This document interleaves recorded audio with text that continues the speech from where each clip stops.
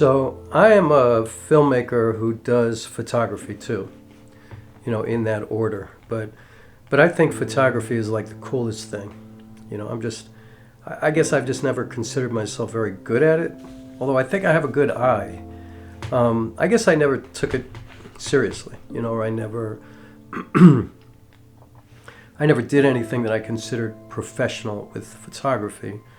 Although I did include a lot of photography in a poetry book that I put together, which you could get at my website if you're interested. But that was just like flying around town taking pictures with my cell phone. But I think photography is so cool, and I have so much respect for it. And I decided to start to take it a little bit more seriously as of late.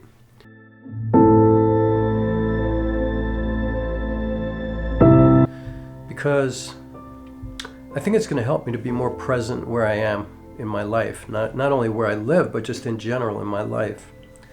I think that it's a good way of really digging in where you are, embedding yourself in your community, being a part of what's going on right there around you, instead of searching for the best place to go, the best place to be, where can I contribute the most.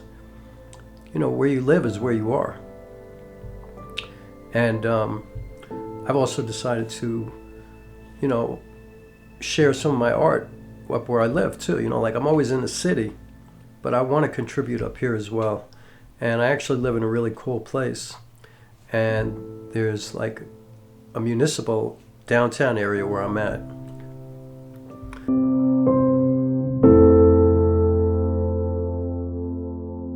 A lot of old buildings and a beautiful old theater. There's another old theater right across the street from my street where I live. And so I just started running around town taking pictures of things and just JPEGs. I'm not even shooting RAW. I don't even have Lightroom or anything like that. I'm just putting the JPEGs into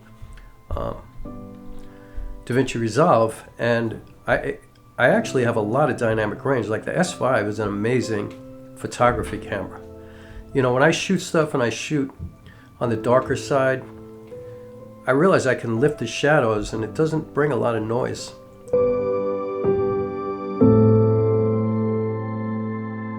And the colors don't fall apart. It looks actually really rich and vibrant, and it's got kind of a, kind of retro feel to it, which is my thing, So I think that I'm going to start to use that more, maybe as a tool for myself to notice more around me.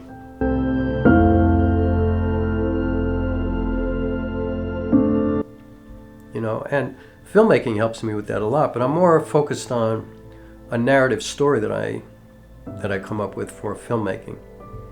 It's more, the story comes first, and I'm not even really sure what it's going to look like, but I know the trajectory of that story. I know how things are going to kind of come together and where they're going to wind up. But with photography, it's like you're just like freezing time for a moment. You're taking a moment and you're creating a memory that is a literal description of what was happening in that moment.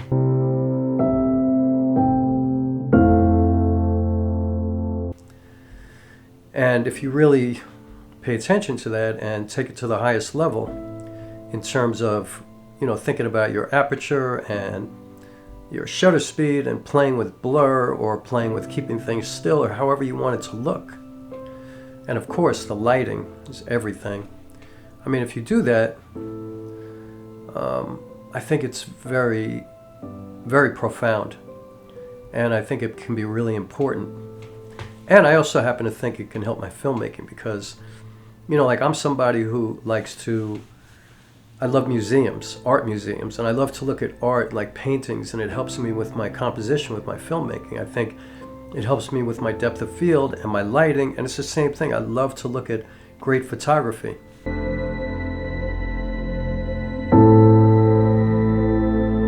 Like lately I've been looking at the photography of Lee Miller, and I've talked about her film recently.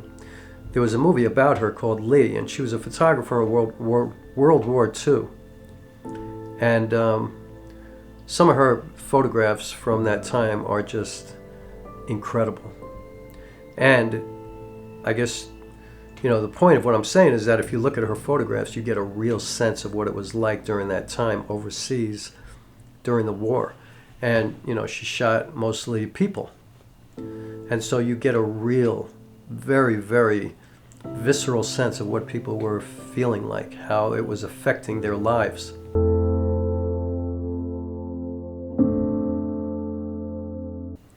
And of course, I noticed that she shot a lot with wide lenses. You could see what was going on around these people. Which obviously, if you're in a war, that's what you want to do. You don't want to do a lot of long lenses and just be having close-ups of people's faces. You want to include what's going on around them. I saw a review of the Panasonic GH7 here at YouTube a couple months ago, and it was a guy who was in the war in Ukraine, and he's a photojournalist, and he's shooting with a GH7. He's making a documentary, and he's shooting with wide lenses mostly because you got to see what's going on around him. And so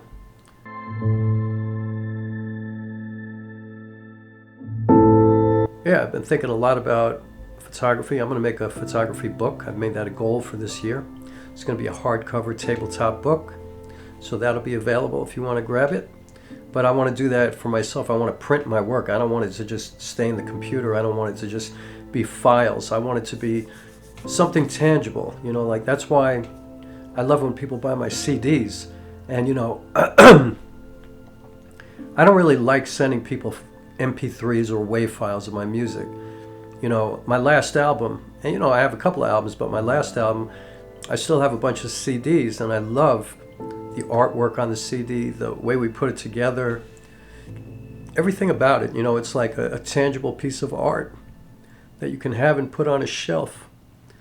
And you can't just like double click on it and put it in your phone. And there's nothing wrong with that, but there's something different about having, like vinyl or a CD. Like I don't have vinyl of my album, but I do have CDs.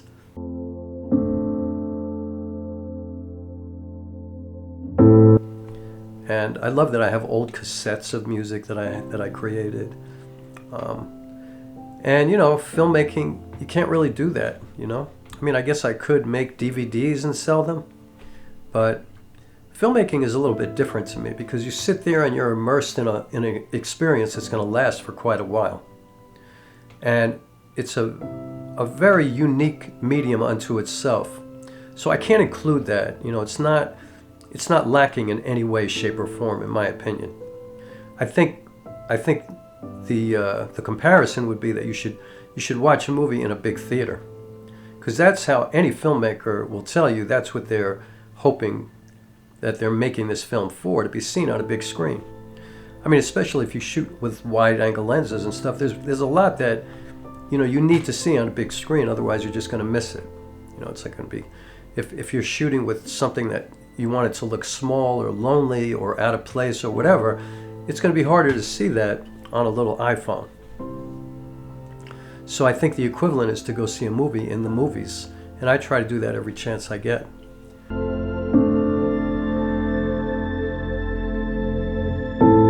Or buy the biggest screen you can afford.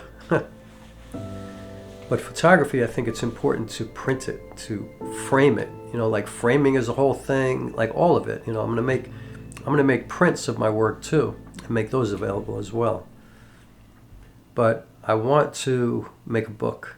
I've always wanted to have a tabletop book, a really cool photography book of some kind of, like I don't know what the theme is going to be yet, but I'm just shooting a lot right now, and I'm shooting with my vintage lenses, so I'm shooting manual, very, very intentionally. I'm not spraying and praying, not using autofocus at all, but I'm not shooting sports or anything like that, so I can take my time, compose it, focus exactly where I want to focus in the frame, because when you're using vintage lenses, there's a lot of imperfections in what you're going to get, and you have to really be specific about where you want to focus.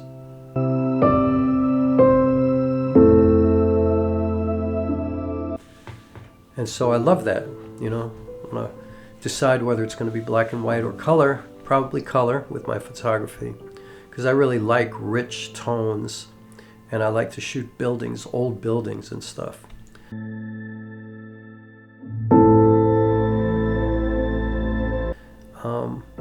So yeah, taking it a little bit more seriously, I'm definitely going to make a tabletop book.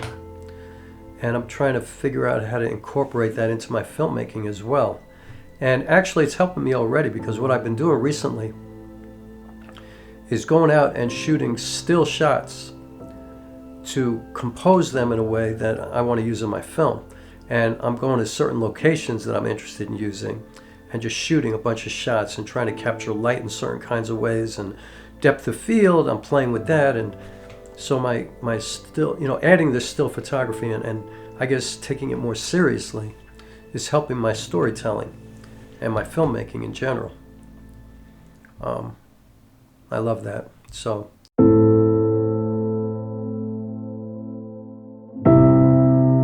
yeah, and also I'll say the Panasonic S5, man, the pictures that it takes is they're ridiculous. It's an incredible photography camera. And I also notice when I do use the 20 to 60 kit lens, the autofocus for photography is perfect.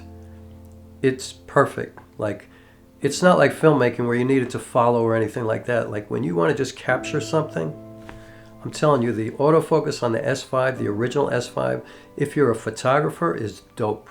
Like, it works really well. The colors are incredible. There's a bunch of color profiles.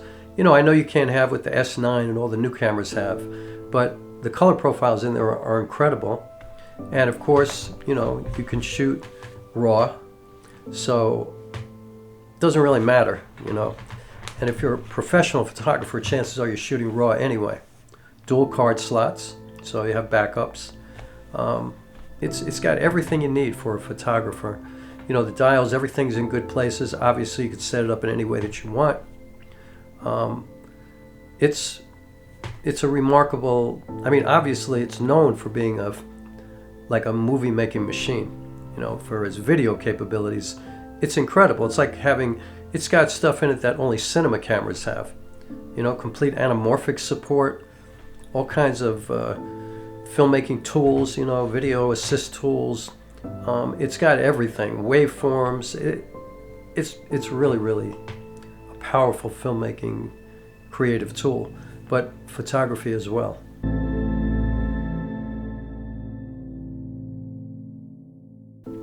So I'm excited about it because I'm learning a lot, I'm studying it a lot, I'm studying great photographers, and I'm just going out and I'm shooting every day. So I'm just adding that to my creative spiritual practice where I shoot video every day, whether I'm working specifically on a project or not. I'm out there with my camera every single day, and I'm adding like a few hours of photography as well.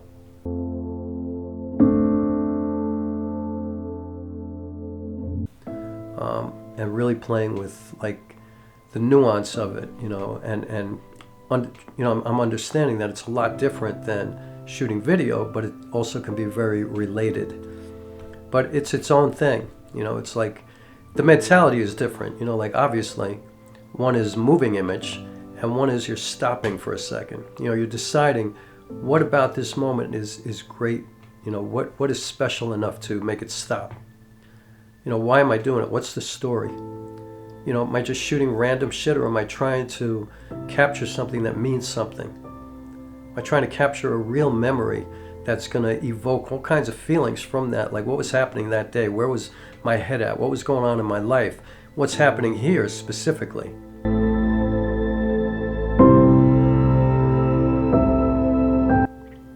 Can I explain that? Will people feel something from it? Even if they don't know specifically what the story is, will they feel something in their chest, in their throat when they look at it? Because that's what I want, you know?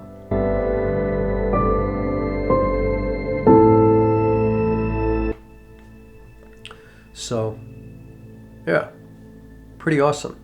Adding to my arsenal, adding to my opportunities to tell stories and making the most out of the camera.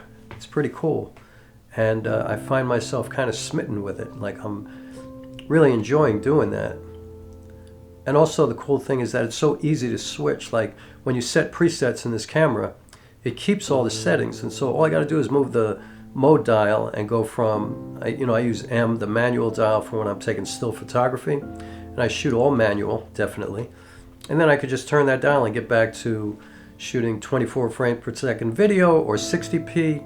If I want to get some slow motion, I got anamorphic setting on one of my dials. So, one of my settings on the dial. So it's just so easy for me to go back and forth from video to still photography.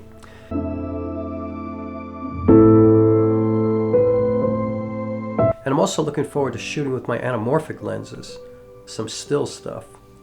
That's exciting to me as well, that perspective and just stopping it.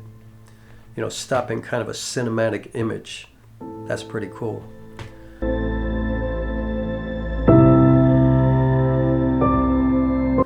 So, yeah, I'm going to do that. And I encourage you to do the same. Like, explore every creative opportunity that you have is going to make you look at the world in a different kind of way. And I think it's really important that we do that we continue to try to look at the world in different ways so that we don't get stuck in our ways.